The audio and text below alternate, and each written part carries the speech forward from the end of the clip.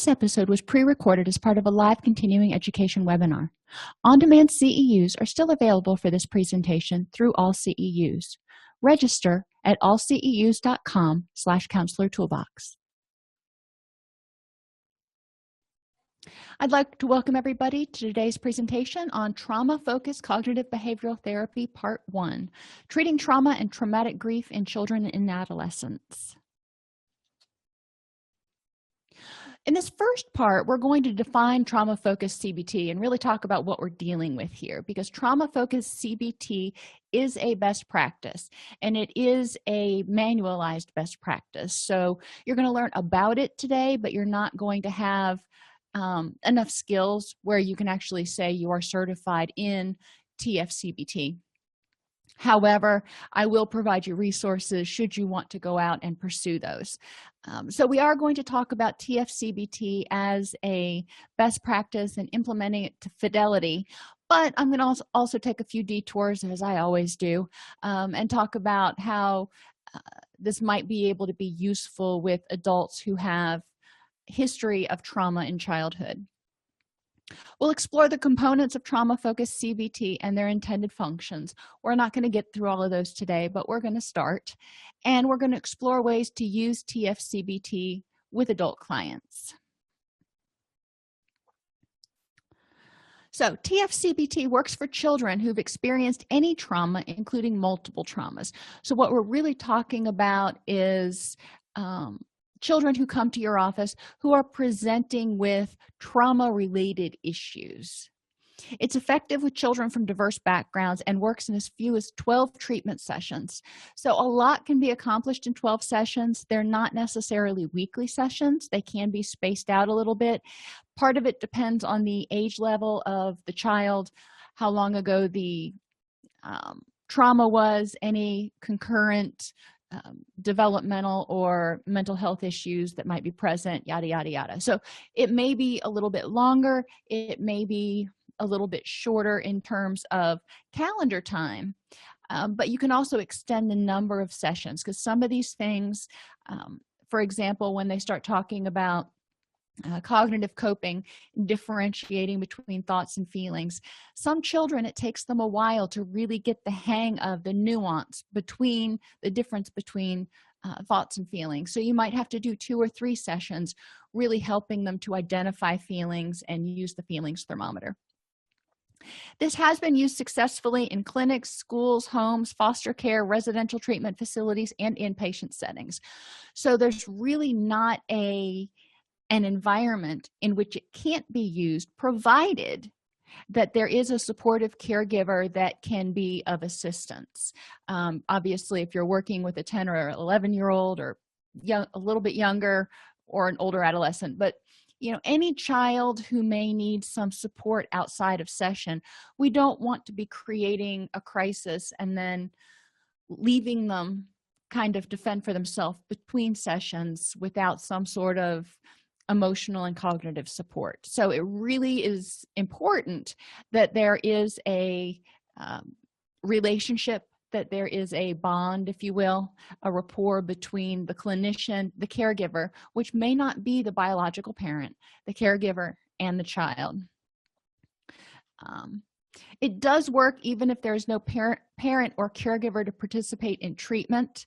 However, again, we need to be really selective about how we're using that. So if you have a child and you're going to use this particular approach and there's no parent or caregiver to participate, it may be safer to use it in a residential setting or an inpatient setting where there is a clinician somewhere where they can get emotional support. Because as you'll see when we get into the trauma narrative, it gets really intense. TF CBT is intended for children with a trauma history whose primary symptoms or behavioral reactions are related to the trauma. So if you've got someone who has an unfortunate childhood, but you think their behaviors may be more related to peer group, may be more related to conduct disorder or FASD or something else, TF CBT may not be appropriate, because what we're going to look at with TF CBT is reducing the PTSD symptoms, the hypervigilance, avoidance behaviors, etc., as well as improving social skills and helping the person identify and communicate their feelings and needs. Traumatic stress reactions can be more than simply symptoms of PTSD and often present as difficulties with affect regulation. We've talked before about how people who have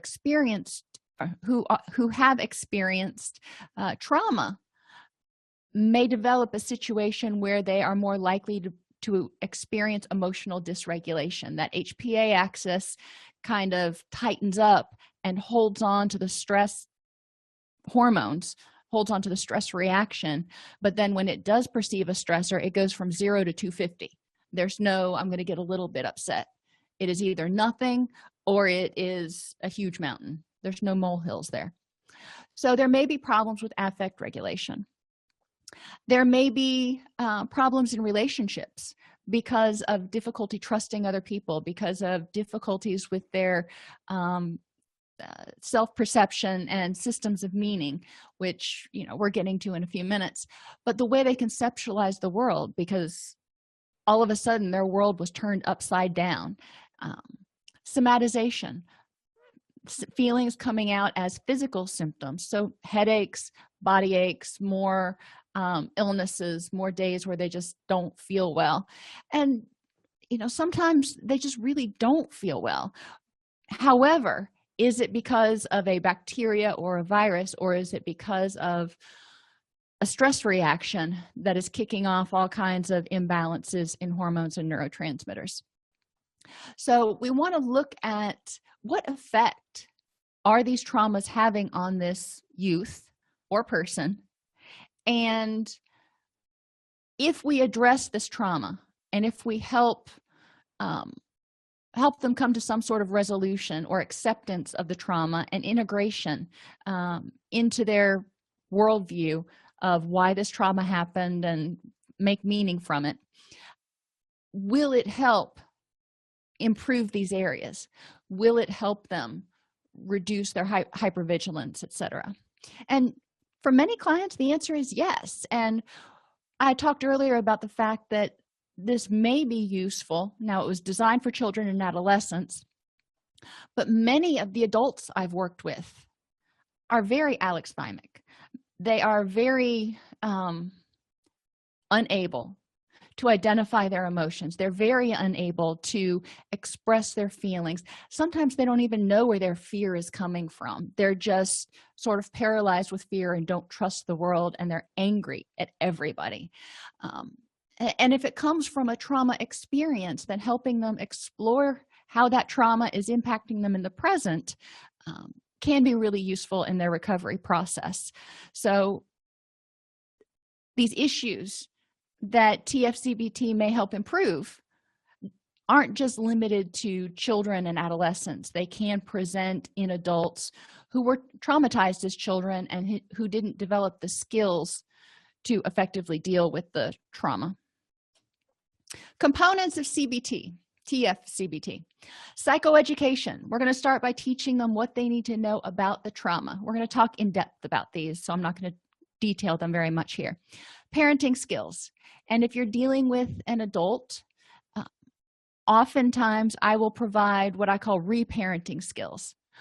If your parent were here, or if your parent would have responded how you would have wanted, how would they have responded? And how can you do that for yourself now?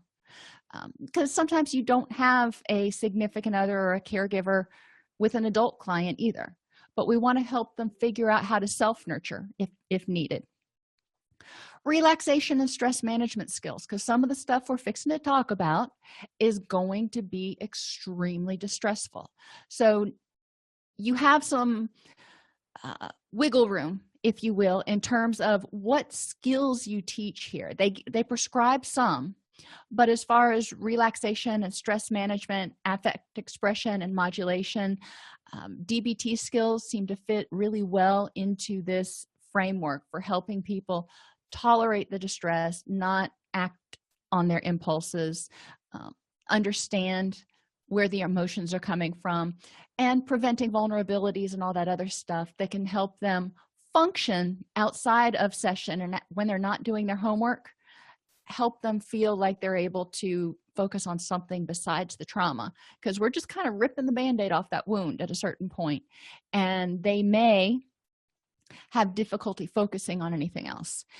Likewise, some children and adolescents will come to you when that trauma is still relatively present and all they can think about is that trauma, or it regularly comes up for them. And so we can help them learn skills so they can start living more of what they might consider a meaningful life that's not dominated by memories of this trauma while we're working through the process. We want to give them a little hope that there's relief in sight. Cognitive coping and processing are provided next and enhanced by illustrating the relationships among thoughts, feelings, and behaviors. So initially, cognitive coping skills are taught, and then all of this is going to be applied later as soon as we get into the trauma narration, helping the youth work through narrating the trauma and cope with the feelings and thoughts that come up. In vivo mastery of trauma reminders. So any of those triggers that are triggering flashbacks, that are kicking off hypervigilant situations, we're going to address as they come up in the trauma narration. We're going to help the person identify what it is about certain situations that brings up this particular memory, and how do we master that, how do we deal with it. And then finally, conjoint parent-child sessions, and these don't come till the end. All along, the parents are, or the caregivers are participating in the process, assuming there is a parent or caregiver, and understanding, learning a little bit more about what's going on. But we'll talk about what the clinician does in the parent sessions, as well as what the clinician does in the child sessions as we go through each stage. Effects of TF CBT: reduction in intrusive and upsetting memories. So that's awesome. And you know, if you think about what's the function of these intrusive memories, a lot of times it is because either they haven't been integrated into the person's schema of the world and well-being, and or they still feel unsafe. They have some cognitions that are telling them they need to be alert, they need to be aware, they're not safe. So helping them identify any cognitions and triggers that may be causing intrusive and upsetting memories, and addressing those again in the in vivo desensitization. Avoidance, helping people reduce their avoidance of certain situations, certain activities, so they don't feel like they are confined basically to their own prison. It helps reduce emotional numbing. A lot of people, when they go through trauma, it's so overwhelming and they're so afraid if they feel, they won't be able to stop feeling, so they numb emotionally. It's protective, it makes sense. And as they develop the skills to handle this, and as they learn they can tolerate the distress of the memories of the trauma, it empowers a lot of clients. There's reduction in hyperarousal, depression, and anxiety. Behavior problems. When you're dealing with adolescents or children, especially ones who don't have the ability to articulate their feelings and their thoughts that are underlying these feelings and how they relate to the trauma, I don't know many adults that can do that. So children typically act out physically in order to either protect themselves or try to get some sort of protection, comfort, attention, so they feel more secure. So it'll help reduce some of that as we empower the child to identify what's going on, articulate their needs, more effectively communicate with their parent, and also deal with some of the stuff that's making them still feel threatened or afraid. Reductions in sexualized behaviors, trauma-related shame, interpersonal distrust, and again, social skills deficits. If a youth has been dealing with this trauma issue for a while, they may have avoided other people because they don't trust other people, they're afraid of other people, haven't made sense of it. So they may not have developed the social skills that other youth have developed because they have been avoidant of situations that might trigger the trauma memories. So who is this inappropriate for?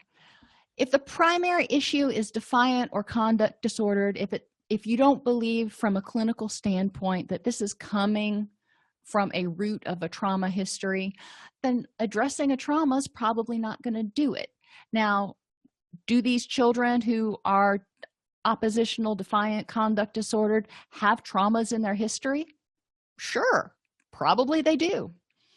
But are those traumas causing the behavior, or are those traumas sort of irrelevant?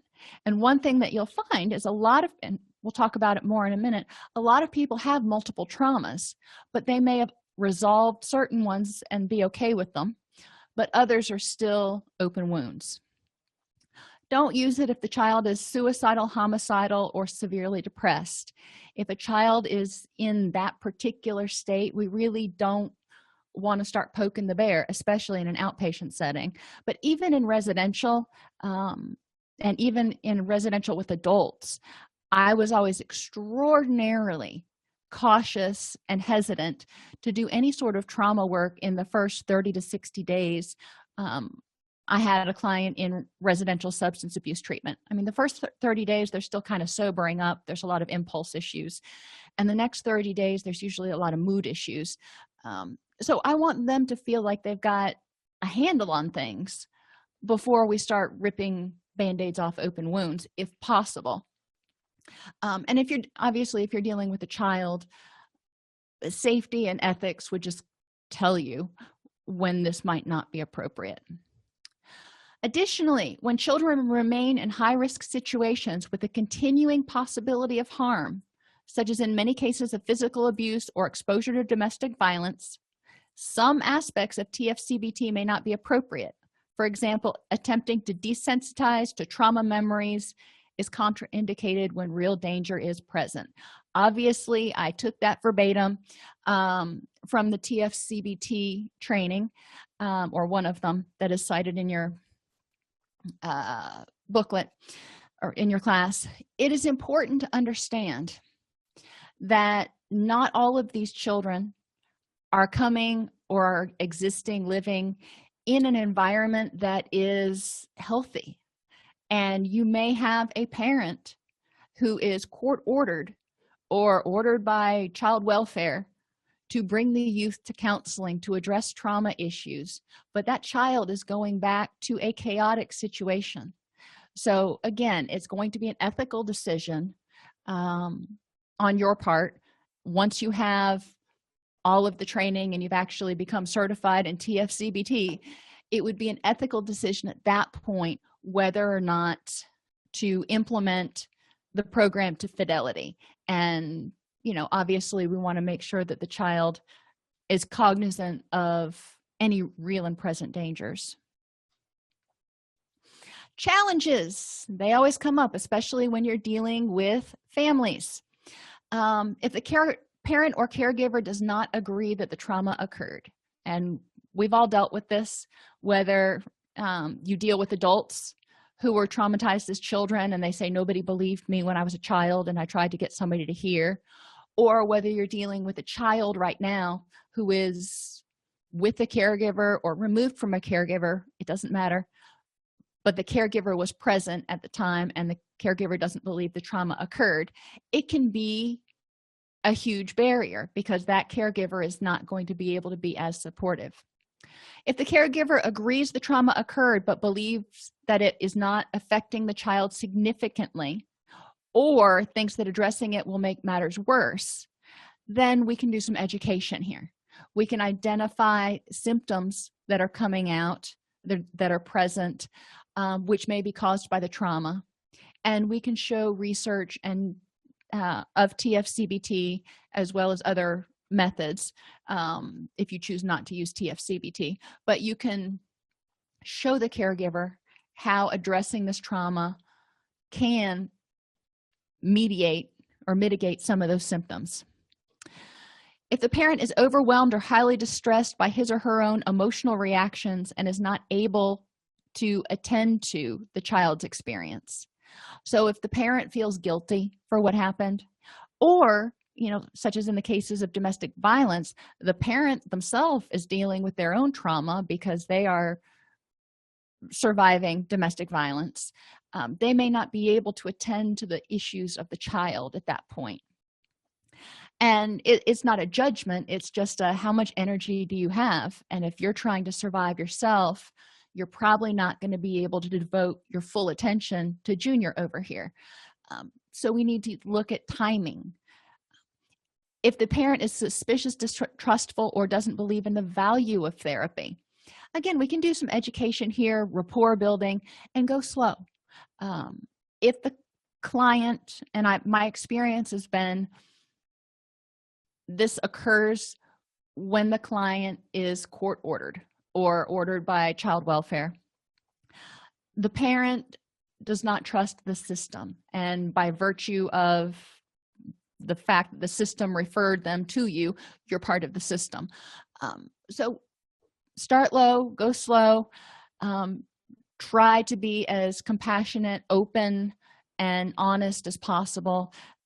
I try with all of my clients, but especially with my clients who are involuntary, I am very open about what's in my records and what I write down, because that could go to the court, which could, potentially reflect upon them. We talk about what's going into the chart. I don't use subjective judgments. Everything's objective, unless we talk about something and they say, yeah, I've made progress here, or I feel like I'm backsliding here. And then we talk about how that's going to be put in the notes. I don't lie, I don't cover up, but I do want to make them feel more comfortable with what's being written in that magic file that gets stored away that nobody can see. If the parent is facing many concrete problems, such as housing, that consume a great deal of energy, again, if it's a domestic violence issue and they've moved out and they're living in a homeless shelter or a domestic violence shelter, the parent may be exhausted and just not able to fully attend to the increased emotional and psychological demands of the child during this therapy. They're going to be doing good to help Junior through the present crisis, let alone anything else. Or if the parent is not willing or prepared to change parenting practices, even though this may be important for treatment to succeed. And there are few and far between situations where this may happen. One of the situations would be if you have a parent who is the biological parent, and you have a boyfriend or girlfriend who is abusing the child, and that comes out, and there needs to be some change in the way that children are introduced to new people, or there may need to be some change in another situation, in disciplining. There's a lot of variations that may come up, but ultimately we need the parents' full buy-in. We need them to be willing to work with children on emotions identification and cognitive coping and all this other stuff, which ultimately ends up helping them most of the time anyway, because I don't believe any of these skills can be harmful to a person, at least the initial skills. The trauma narrative, if it's done inappropriately or incorrectly, can be very, very harmful, but we'll get there.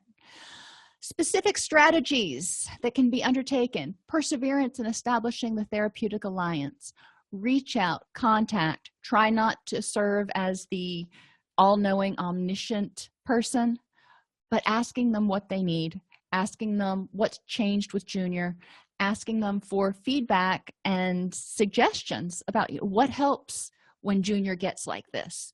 And so you can brainstorm, put the parent in the expert role of being the parent. Imagine that. Explore past negative interactions with social service agencies or therapy. Not that we can undo that, but we can make sure not to repeat it.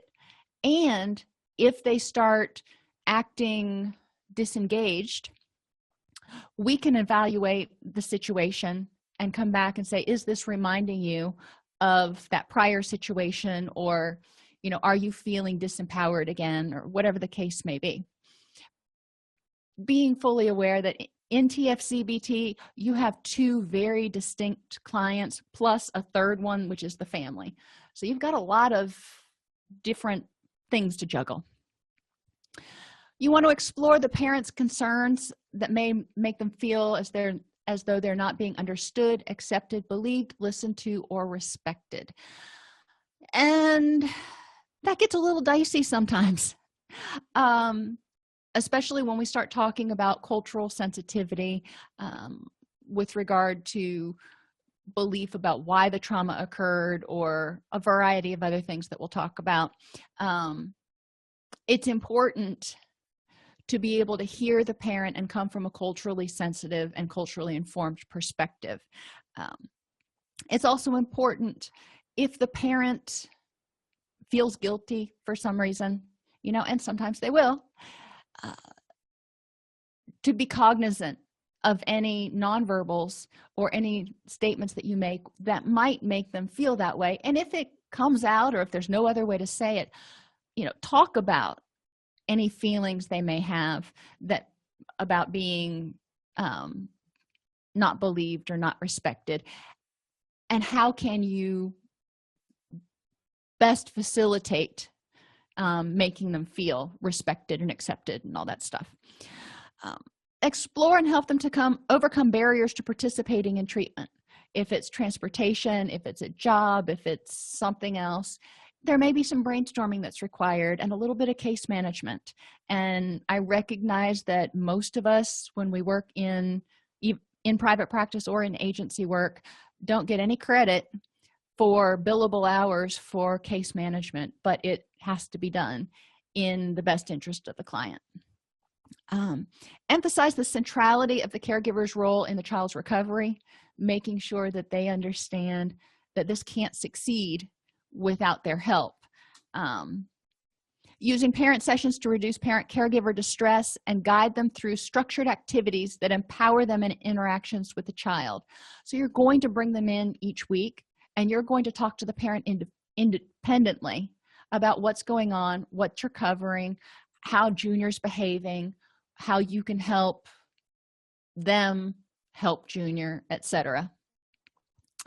Sometimes you need to delay joint sessions until the parent or caregiver can offer the child support. And sometimes that means not even starting treatment, really, until the parent or caregiver can be on board. Now, you can get started with psychoeducation, emotions identification, feelings identification, and stress management and coping skills. Obviously, there we're not really poking a bunch of bears, so you can probably safely get started on that. If sometimes it's court ordered and they have to start treatment by April 1st or something. So there are things you can do, but you may need to delay the actual beginning of the trauma narrative until the parent is able to be available. Educate everybody how therapy works and instill in everyone, not just the parents, optimism about the child's potential for recovery.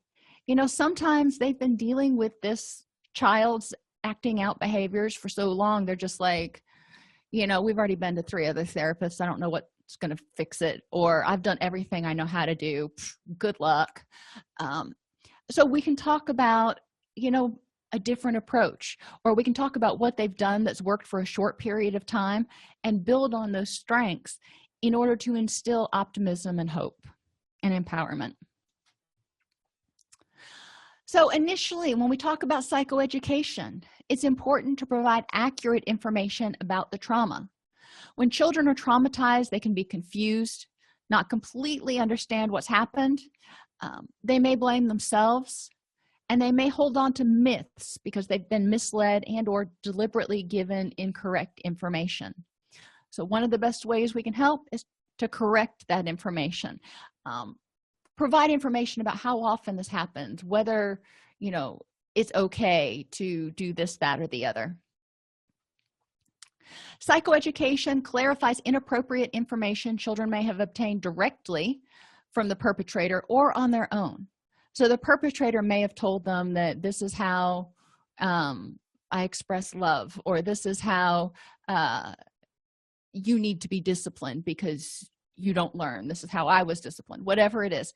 Or they could have gotten it on their own. They could have gotten it from school, from the internet, or just come up with it in their little heads trying to make sense of what happened. Psychoeducation also helps them identify safety issues, the difference between safe situations and dangerous situations. And as we get through this, I really want you to get away from the notion that TF CBT and childhood trauma is only physical and sexual abuse. There are so many other traumas, as evidenced by the Adverse Childhood Experiences Survey, that I want you to wrap your head around that. And there are things they didn't cover in the ACEs, such as bullying and natural disasters. So we want to help children, whatever the trauma is, the trauma made them feel unsafe. So we want to identify safety issues. If the trauma was a hurricane, then we want to talk about what hurricanes are, how often they hit, what's a safety plan, etc. So every time a thunderstorm comes, they don't freak out. And we want to use psychoeducation to provide another way to target faulty or maladaptive beliefs by helping to normalize thoughts and feelings about the traumatic experience. You know, it makes sense that that was really scary. It makes sense that you're angry. It totally makes sense that you feel this way. And we can talk about why that makes sense and why it makes you feel that way. Through psychoeducation, you're getting the child to start talking about the specific trauma that he or she experienced in a less anxiety-provoking way by talking in general about the type of trauma. So you're talking about natural disasters, you're talking about plane crashes, you're talking about domestic violence. So they start learning about it, and then eventually you're going to move down to their experience with it. So like I said, there are a ton of different traumas, and the ACE study even acknowledges that these are just the 10 most common ones that they heard. However, there are many different traumas and types of trauma. Some of the biggest ones are obviously physical and sexual abuse, physical neglect, emotional abuse and neglect, and the ACEs identified mother treated violently. I would say anyone in the household treated violently. It's not just the mother. Substance misuse within the household, and that can be by the parents or by siblings. Household mental illness, parental separation or divorce, and an incarcerated household member. So those were ACEs. But then, like I said, there's also bullying. The death of a parent or sibling is extremely traumatic. Hurricane, tornado, natural disaster. And then I put fire out separately, because sometimes fire can be man-made. Sometimes it can be a wiring problem, but sometimes it can be Junior was playing with matches. Now, even if Junior accidentally started the fire, does that make it any less traumatic? No, it probably makes it more traumatic, because then there's a whole sense of guilt and responsibility. But it's still a trauma that has to be dealt with. So I put a link to the Adverse Childhood Experiences website if you want to go look more about that, but we're going to move on. Psychoeducation involves specific information about the traumatic events the child has experienced, not the child's event. We're not going to go into police records or something. We're just going to talk about specific information about domestic violence or whatever. Body awareness and sex education in cases of physical or sexual maltreatment. And there are caveats for getting parental consent and permission and all that other stuff. And risk reduction skills to decrease the risk of future traumatization. Now, going back to those other things, it's not just about physical or sexual abuse. So we want to look at what was the risk created by, how can you reduce your risk of being bullied? How can you reduce your risk of being traumatized in a tornado? You can't stop the tornado from coming, and they're everywhere. So what do you do? And talking about a safety plan. Same thing with fire. Information needs to be tailored to fit the child's particular experiences and level of knowledge. Obviously, you're going to provide different information to a 7-year-old than you are to a 17-year-old. Provide caregivers with handout materials to reinforce the information discussed in session. So this may help educate the parents about some of it, but it lets them know what you talked about, and it gets us all on the literal same page. You're providing them a handout of everything you went over with Junior. And we want to encourage caregivers to discuss this information at home, to reinforce accurate information about how safe or unsafe they are, and obviously we're going towards safe, and reinforce accurate information and develop a safety plan so they feel confident that at home they're going to be taken care of. When you start psychoeducation, you do want to get a sense of what the child already knows, and you can use a question and answer game format in which the child gets points for answering questions, which I loved this suggestion. So you can ask them, what is a hurricane or what is a tornado, and see if they know, and see if they know how much advanced warning we have for a tornado versus a hurricane, or whatever situation you're talking about. Obviously, I did a lot of post-Hurricane Katrina counseling in northern Florida, so that's one of those things that comes up for me, is talking with children about how likely is it that a Category 5 hurricane is going to hit again. But encouraging them to give answers, and if they give the wrong answer, great try. Now, try to coach them into a correct answer or provide them the correct one, but give them credit for at least making an effort. Sample questions might include what is, and put in the type of trauma. What is bullying? How often do you think bullying happens? And why does bullying happen? Those are some questions you can ask to just open a dialogue about bullying if this child has been a victim of bullying and is traumatized.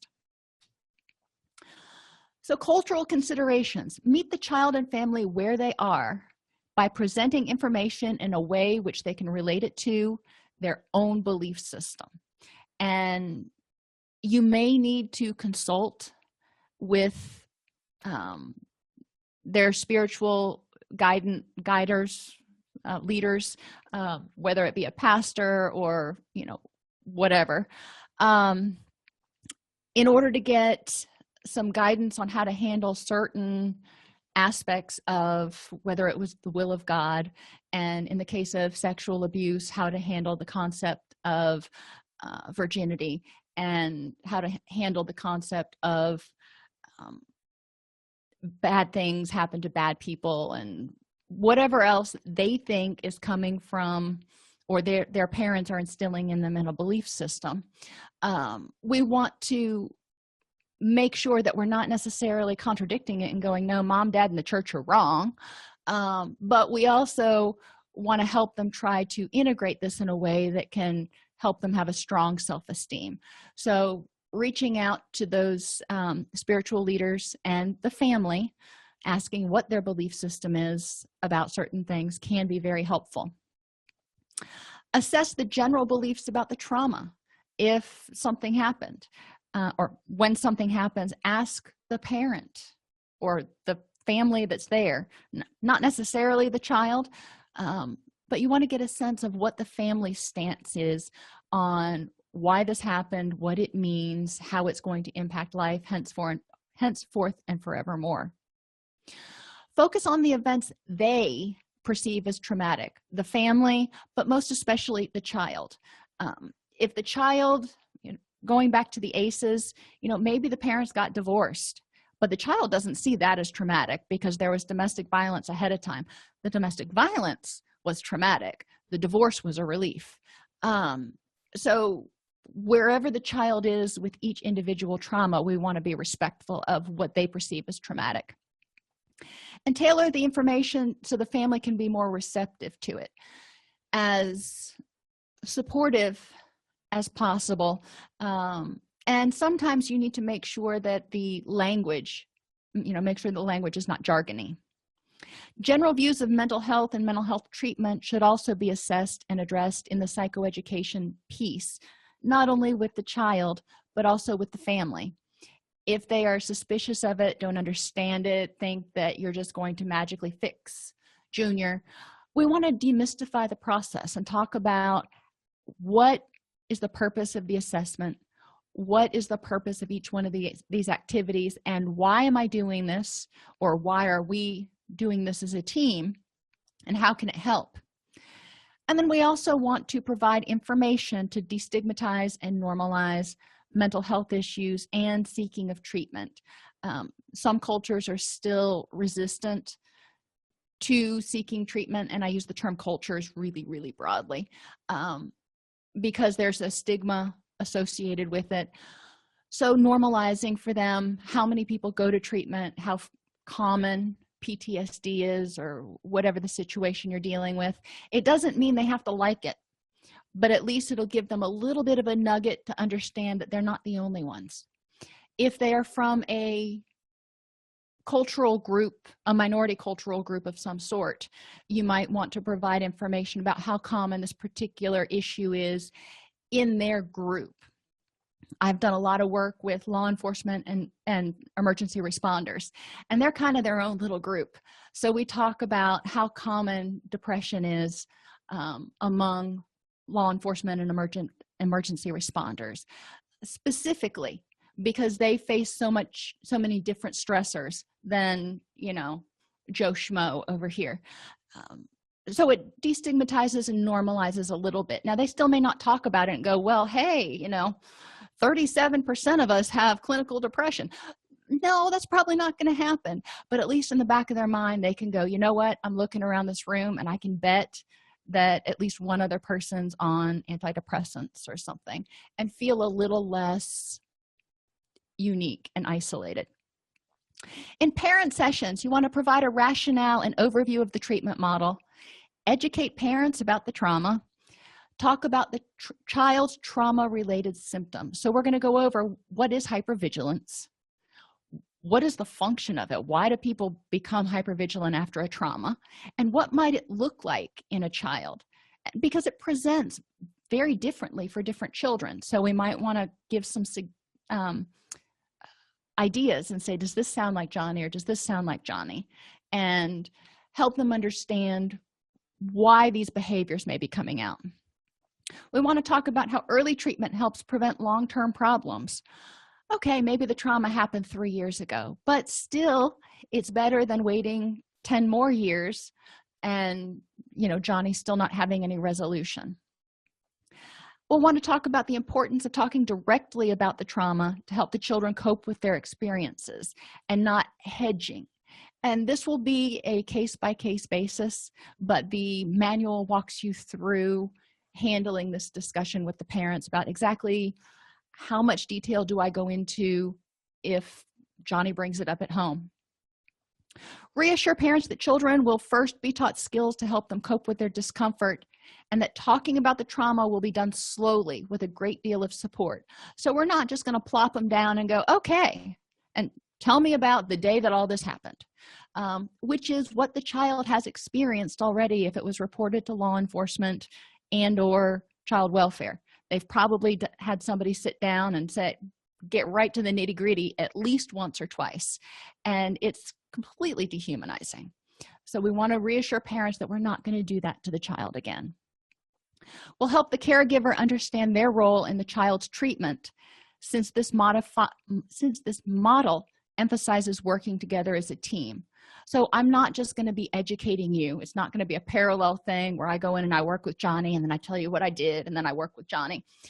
I'm going to work with Johnny, and then we're going to discuss what Johnny and I did in session, and I'm going to get input from you, and we're going to talk about how you feel about it, and then I'm going to provide you tools so you can help Johnny outside of session, because you're going to be with him 6.5 other days that I'm not, and this can't work if it's just 1 hour once a week. And we want to elicit parent input, questions, and suggestions as much as possible, because they've been living with their kid for, however many years, so they probably have an idea about what works and what doesn't. So we'll start out with both parents and children in their respective sessions, helping them understand what controlled breathing is and how it helps slow the heart rate and trigger the rest and digest sort of reaction in your body. When your breathing slows, your heart naturally slows, because the stress reaction tells your brain you've got to breathe fast and the heart rate's got to go fast. Well, when you override that, then you're kind of overriding the whole system. And we'll also talk about thought stopping. And this is especially helpful if the trauma is recent or ever present in the youth's mind. So they can say, I am not going to talk about that right now. I'm not going to think about that right now. Talk about distraction techniques. Go back to your DBT stuff. Talk about improving the moment and accepts, to help the child develop skills to handle and work through when those thoughts pop up. Replace unwanted thoughts with a pleasant one. So talk about it in session. When thoughts like that come up, what would you prefer to think about? And then really get into the nitty-gritty, the 5 senses. What do you see, smell, hear, taste? Really help me get into that situation or that thought. This teaches that thoughts, even unexpected and intrusive ones, can be controlled. So that gives them hope. And again, we're not exacerbating the thoughts right now. We're not really bringing up their particular trauma and having them get into detail. We are just helping them deal with what's happening normally on a day-to-day basis, so they feel like they have more control. For the older kids, you can have them keep a log about when this technique is used, what they were thinking about, and how effective the thought stopping was, and then review it and help them tune it up if it's not real effective, and give them praise for when they use it effectively. Relaxation training. Persons of Asian or Hispanic origin tend to express stress in more somatic or physical terms. So just be aware of that. But that doesn't mean that Caucasians don't. Relaxation training is good for anyone. And the Medical School of South Carolina training actually recommended the Relaxation and Stress Reduction Workbook by Davis, Eshelman, and McKay. And it is still in publication. When deciding how to present relaxation techniques, be creative. Have the child help you to integrate elements into the technique that make it more relevant to them. So what are you thinking about when you relax? I know I like to go to the woods, but maybe this kid likes to think about a video game or play with their dog or whatever it is, but help them make it relevant to them. And then have them identify other things they do to relax, like drawing, listening to music, walking, and make a list of those things so they can refer to it. When you're teaching relaxation training, especially if you're doing something like progressive muscular relaxation, be sensitive to the child's wishes if they don't wish to close their eyes or lie down. That could trigger memories of the trauma. We're not going there yet. So if they feel vulnerable lying down, or taking orders like that, because you can imagine how being told to lie down and close their eyes might be a trigger for certain abuse survivors. Be cognizant of that and say, get into a comfortable position, or where would you like to sit while we talk about this? And like I said, parents can often benefit from the relaxation training as well. So because they're dealing with their own issues about the trauma, but they're also dealing with trying to figure out how to help Johnny and deal with any of Johnny's misbehaviors or problematic behaviors. Then they move on to feelings identification. So it helps the therapist judge the child's ability to articulate feelings. If you can tell me what makes you happy, that's great. But if you can't, then we need to work on figuring out what makes you happy. You also want to help the child rate the intensity of the emotion. Don't let them stick with happy, mad, sad, glad, and afraid. Let's talk about different emotions and use the emotion chart with the little faces on it, or you can use the emotion thermometer So is it a really hot emotion or is it a really cool emotion? And help the child learn how to express feelings appropriately in different situations. I mean, sometimes they're going to be angry, but it might not be appropriate to, get up and stomp out of the room or whatever, however they communicate it. So help them figure out how to articulate that so they can be heard and supported. Some children have difficulty discussing or identifying their own feelings. So you might try stepping back and discussing the feelings of other children or characters from books or stories. So, think about Puff the Magic Dragon, if they've read that. That dates me a little bit there. But, how did the little boy feel? And talking about different characters and different stories where there's elements of anger and shame and loss and all of that stuff. Help children identify how they experience emotions if they seem detached from the experience, because sometimes they've shut it off. It was just too overwhelming. So we want to talk about, when you're happy, what does that feel like? Or when you're angry, what happens? What does your body feel like when you're angry? And they might be able to tell you they hear their heartbeat in their ears, or everything gets all fuzzy or whatever. But help them start tuning in to how they react and connecting that with an emotion word. And then after all that's done, they can identify feelings, they can identify feeling intensity. Now we want to differentiate between thoughts and feelings. Many children describe thoughts when they've been asked about a feeling. So if you ask them, how do they feel? They may say, I want to run away. So you want to say, okay, well, I hear that you want to run away. So I'm wondering if you're bored and you're bored and want to get away from it, or if you're scared. Can you tell me a little bit more about what it means to you to want to run away? During feelings identification, the parent sessions normalize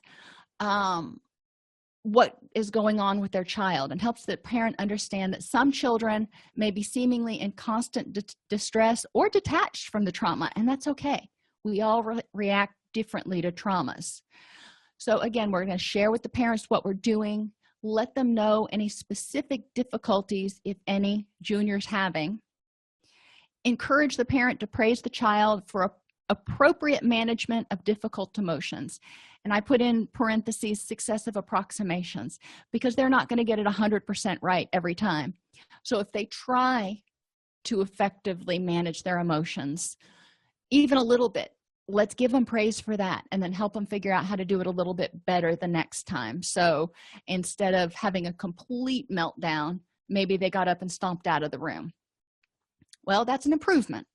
So then we want to talk about how to shape that behavior so it's a more appropriate communication. If parents have difficulty identifying their own emotions, provide them with examples. So continually ask them questions about, how do you feel when it's a rainy day outside? How do you feel when somebody's supposed to call you and they don't? How do you feel when? And have about 15 or 20 examples, and you can have them on a piece of paper and even give it to the parent to take home for their own homework. If parents are overcome with their own emotions about the trauma, validate their feelings and explain how children really need to see that their parents can handle talking about the trauma.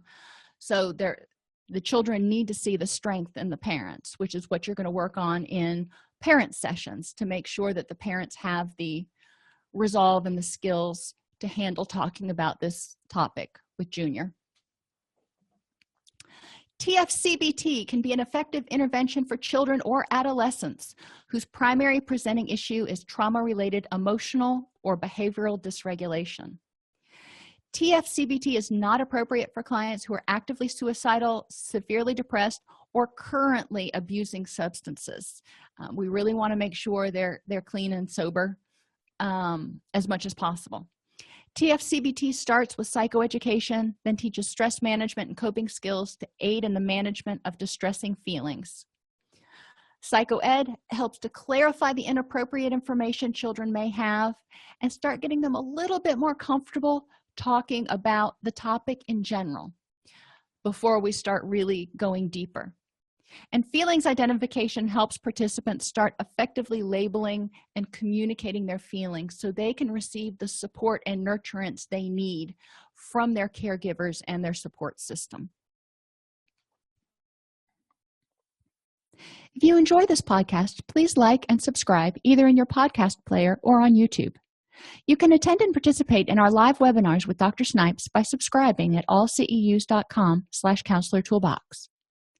This episode has been brought to you in part by allceus.com, providing 24/7 multimedia continuing education and pre-certification training to counselors, therapists, and nurses since 2006. Use coupon code Counselor Toolbox to get a 20% discount off your order this month.